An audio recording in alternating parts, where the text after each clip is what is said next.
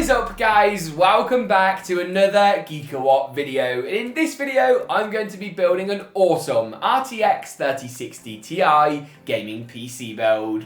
I'm going to run you through all the components I chose for this system and why, put it together from start right through to finish before booting it up and testing it out with the most popular games out there. Regular viewers will notice a slightly different set design than normal. That's because I've been pinged by track and trace here in the UK and I'm not allowed to leave the house until Sunday, so the show must go on. Let's dive into it though after a quick ad from today's video sponsor. The Corsair K70 RGB 10 keyless Champion Series keyboard is one of Corsair's latest releases and builds a keyboard in an awesome 10 keyless form factor. The Champion range has been specifically developed with top esports pros and builds on years of testing. RGB can be easily customized in Corsair iCUE as usual, while durable PBT double shot keycaps and Cherry MX switches guaranteed for 100 million keystrokes keep you on top of your game. Learn more at the link in the description below. As with most of my builds, I'm going to kick things off by installing as many components into the motherboard as possible. This is the B550 AORUS Pro from Gigabyte,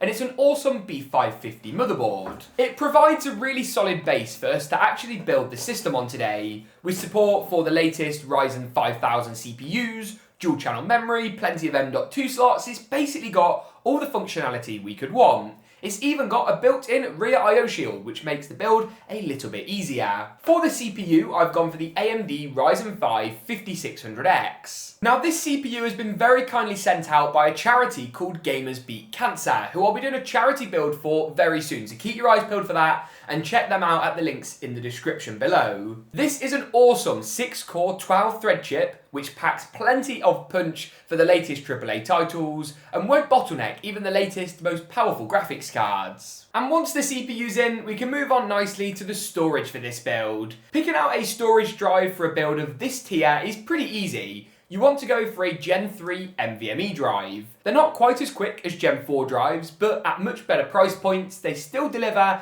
around about 3 gigabytes per second as far as read and writes are concerned. The Barracuda 510 from Seagate is really a fantastic choice and will work very well in the system today, providing lots of fast storage that helps us avoid bottlenecks and keeps us booting into games as quick as possible. Once we've done that, we can move on to the RAM or the memory. I've got a 32GB kit of Corsair's Vengeance RGB Pro SL. It's the updated version to the RGB Pro, which is already a great RAM kit. It's a bit more low profile, looks great with RGB, and comes in at a really nice price point. It's important to watch out that when you install the memory, you get it the right way round. The notch in the middle of the RAM is actually slightly off-centered, which makes things a little bit more confusing for the first time builder. Take it nice and easy. Often the logos will face away from the motherboard.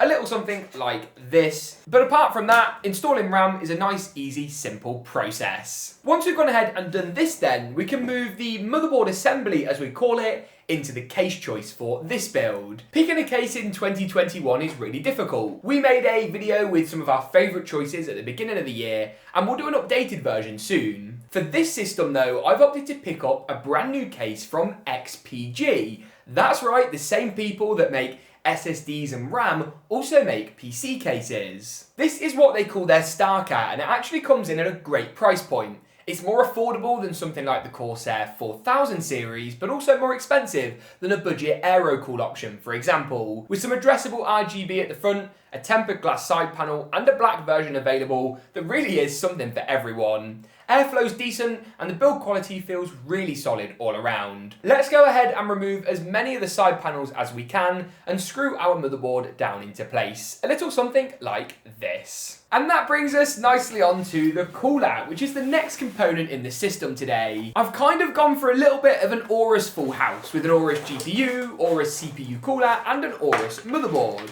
And for good reason. This Waterforce 240 is a really interesting option. It comes in at a pretty affordable price point, but you get cool mod cons like an integrated screen, which actually rotates to make sure it's the right orientation, which can show key characteristics like CPU temperature, CPU load, and all that good stuff. I think we're going to go ahead and mount the radiator in the top of the case, get the CPU water block on, and basically see how difficult it is to install. The first step then is to take the included backplate, which you get with the motherboard, and these 4 posts, which you get with the cooler. The backplate goes through the motherboard and the posts screw on top, a little something like this. And then it's just a simple case of fastening the water block on top of these posts, securing it down, and screwing the radiator into place. If you're a bit confused, don't worry, it is the most tricky part of any build, so make sure you refer to the CPU cooler's manual, which will detail everything with nice, easy to read diagrams. Or at least, that's the theory. That's actually looking pretty good, and it brings us on to the next part of today's system, the GPU. This right here is the Gigabyte RTX 3060Ti. The 3060 Ti is one of my favourite cards ever, and this Eagle OC version, which we reviewed in the card section now, is one of the best GPUs on the market. It performs really well, comes in basically at MSRP for the 3060 Ti design, stock and availability dependent, and all in all is a great GPU. 1440p gaming's the sweet spot for a card like this at 60 to 100 plus frames per second. I really like actually what Gigabyte have managed to do and managed to achieve with this Eagle card. The design is more on the subtle end of the spectrum, but it's sleek, it gives you a little bit of a performance gain over the Founders card as well, and all in all, I can't complain. It really is a fantastic GPU. It's going to fit quite nicely in the system today, not look too small, not look too large, and installs as you'd expect in this top PCIe slot, a little something like this. With the GPU installed, the system's looking good, and it moves us on to the final component, the power supply. I won't spend too much time on this one because I know you guys want to see the performance and the aesthetics. This though is the Cooler Master MWE650 Gold. It's a fully modular power supply that's great value, has enough wattage for this build, and will work really well. Let's go ahead and install the power supply, get all those cables plugged up. I won't cover the tutorial element of that in this video, but if you'd like to see a full cables and wiring guide, one of those will be in the card section now. Let's get the power supply installed though, and then boot the system up to see just how well it performs in the biggest titles out there, but first, how good it looks in an epic glam montage. Roll the montage!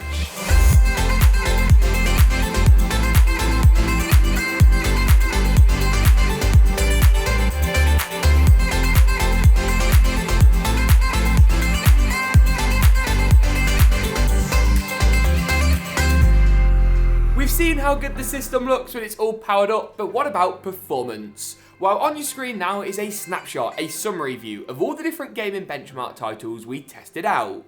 We're going to dive into a closer look at some of these titles in a second, but this should give you a great idea of the 3060 Ti's performance. The first of the focus titles today is GTA 5. Now this might seem like an easy game to run on a PC like this, but the benchmark test is awesome and allows you to easily compare lots of different systems. At 1440p high, we got 115 frames per second on average, with 106 and 97 for the 90 and 99th percentile results. Moving on to Watch Dogs Legion at 1080p, it's our first ray tracing title on the list.